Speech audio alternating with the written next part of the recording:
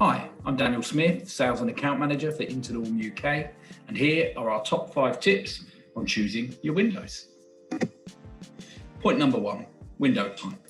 It's important to understand that the configuration of your windows will affect the thermal performance. So you want to think long and hard about what you want your windows to do within your property. So do you want them to be outward opening, known as casement windows in the UK? Do you want them to be tilt and turn, sash windows?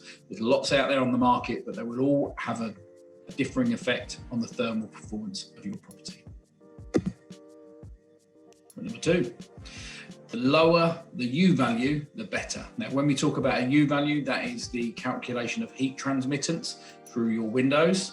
It's calculated in watts per meter squared Kelvin. And as we said, the lower the number, the better. So the lower the U value, the more efficient your windows and doors. Point number 3, acoustic performance. So conversely here, the higher the dB level, the better the noise protection. So you want to look for as high a dB level as possible to block out as much noise pollution as you can.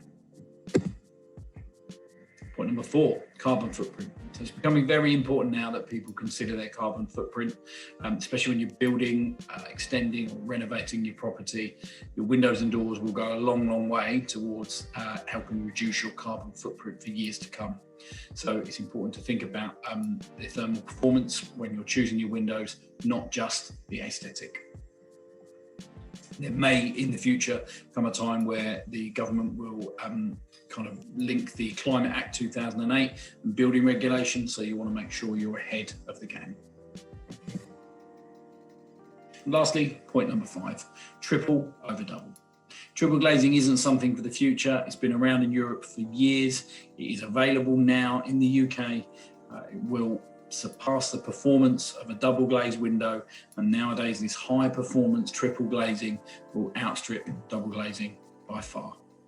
Thank you very much for listening and enjoy the rest of the exhibition.